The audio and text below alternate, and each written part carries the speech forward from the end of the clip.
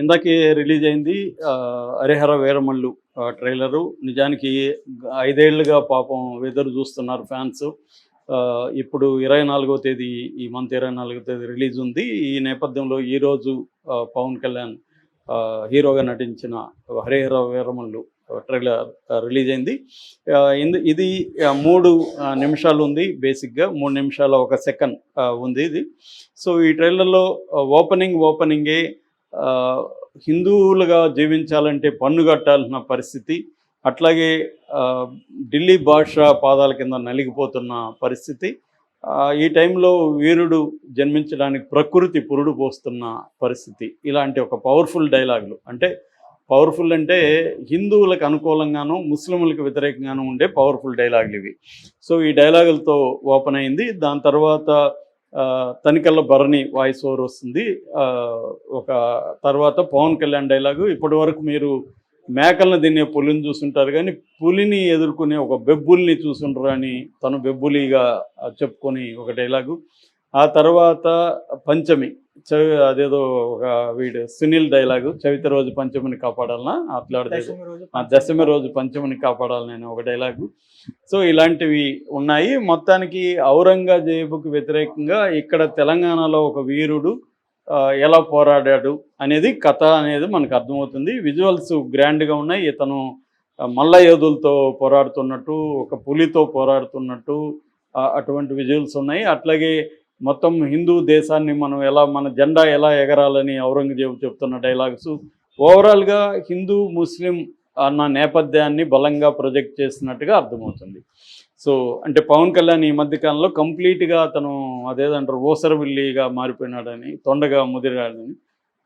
తొండ ముదిరి ఓసరవిల్లి అయిందని.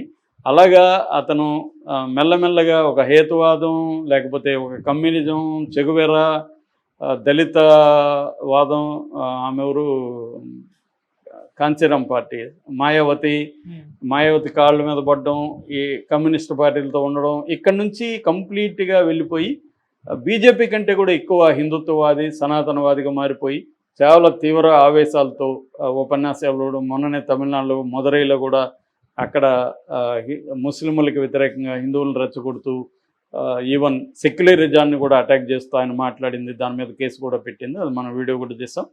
సో అంటే పవన్ కళ్యాణ్ కంప్లీట్గా ఒక హిందుత్వవాదిగా మారిపోయిన పరిణామం ఇవాళ కనిపిస్తుంది. అది పవన్ కళ్యాణ్ అభిమానులకు కూడా జీర్ణించుకోలేకపోతున్నారు చాలామంది. ఎందుకంటే దళిత్ సెక్షన్ నుంచి ఎక్కువగా తనకు అభిమానులు ఉన్నారు.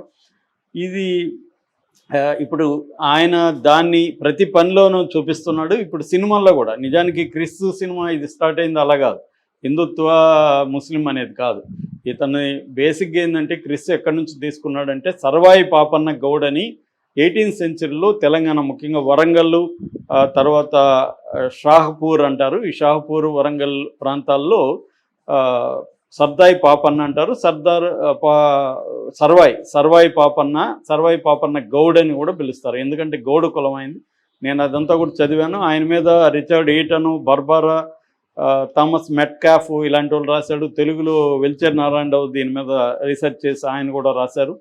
సో ఇతను ఒక సోషల్ బ్యాండిట్ అంటారు. యాక్చువల్గా ఇతనేమి విప్లవకారుడు ఇంకోటి కూడా కాదు, ఒక సోషల్ బ్యాండిట్ అంటే ఈ రాజుకు సంబంధించిన వాటి గడుల మీద కొంతమంది సైన్యాన్ని తయారు చేసుకొని వాళ్ళ మీద దాడులు చేసి దాన్ని దోపిడీ చేసి కొంతమంది ప్రజలకు ఇవ్వడం. ఒక రకంగా robin hood kind of image. అతనికి ఏమి విప్లవం, ముస్లిం రాజులు అవేమి లేవు, అతనికి హిందూ అనేది లేదు. కానీ ఈ మధ్య బీజేపీ ఏం చేస్తుంది, అతనిది ఎవరి ఇయర్ అతని వర్ధంతి జయంతులు కూడా జరుపుతుంది. అంటే బీజేపీ ఏం చేస్తుందంటే ముస్లిం రాజులకు వ్యతిరేకంగా ఎవరు పోడాలన్నా వాళ్ళని తమ అకౌంట్లోకి వేసుకోవడం అనేది బీజేపీ అజెండా. అదే ఇప్పుడు పవన్ కళ్యాణ్ కూడా దాంట్లోకి దిగినట్టుగా మనకి ట్రైలర్ చూసినా కూడా అర్థమవుతుంది. అంటే ఒక లోకల్గా ఒక రాబిన్ హుడ్ లాంటి ఒక సోషల్ బ్యాండిట్గా ఉంటున్న సర్వాయి పాపన్నని తీసుకెళ్ళి ఒక హిందువుల ఐకాన్గా మార్చేసి, ఒక ముస్లిం రాజుని ఎదిరించిన ఒక వీరుడిగా మార్చేసి చరిత్రను వక్రీకరించి తనకు అనుకూలంగా మార్చుకున్నట్టుగా మనకి కనబడుతుంది ఫిలాసఫికల్గా ఈ ట్రైలర్లో చూసినా కూడా. ఎందుకంటే గతంలో ట్రైజర్లు వచ్చాయి క్రీస్తున్నప్పుడు, వాటి మీద కూడా నేను అనలైజ్ చేశాను. వాటిలో ఎక్కడ ఈ హిందూ వ్యవహారం లేదు, హిందూ ముస్లిం వ్యవహారం లేదు. అప్పటి రాజులకు వ్యతిరేకంగా చాలామంది తిరుగుబాటు చేశారు. ఇప్పుడు బ్రిటిష్ వాళ్ళకి వ్యతిరేకంగా తిరుగుబాటు చేయలేదా? మన అల్లూరి సీతారామరాజు లాంటి వాళ్ళు. తర్వాత అక్కడ ఆయన ఎవరు, వీళ్ళ అన్న సినిమా తీశాడుగా. ఆహా, రాయలసీమలో ఉయ్యాలవాడ నరసింహారెడ్డి, సైరా అనే సినిమా తీశాడుగా వీళ్ళ బ్రదర్. సో మరి సైరా ఆయన ఎవరి మీద చేశాడు? సో అప్పటి రాజుల ఏ రాజైనా నిరంకుశత్వంగా ఉండే రాజులే ఎక్కువ మంది ఉంటారు. ఆ రాజుల నిరంకుశత్వానికి వ్యతిరేకంగా లోకల్లో చాలామంది తిరుగుబాటు చేసిన సందర్భాలు మనకి చరిత్ర అంతా కనబడతాయి. పాలెగాళ్ళ చరిత్ర అంతా కూడా చాలా వరకు అదే, బ్రిటిష్ వాళ్ళకి వ్యతిరేకంగా చేశారు. సో అలాగా ఇతనిది కూడా, ఇతనికి ఏమి హిందుత్వ అజెండా లేదు, ముస్లింలు అనే ఇది లేదు, నిరంకుశత్వం ఉంది రాజుల దీనికి వ్యతిరేకంగా అతను ఆర్గనైజ్ చేసి కొంతమందిని చేసి కొద్ది రోజులు పోరాడారు. చివరికి 1710లో అతను పట్టుకొని అతని తల నరికి కోటగుమ్మానికి వేలాడదీశారు అనేది మనకున్న చరిత్ర, ఫోక్ ఇదిగా అది మారిపోయింది.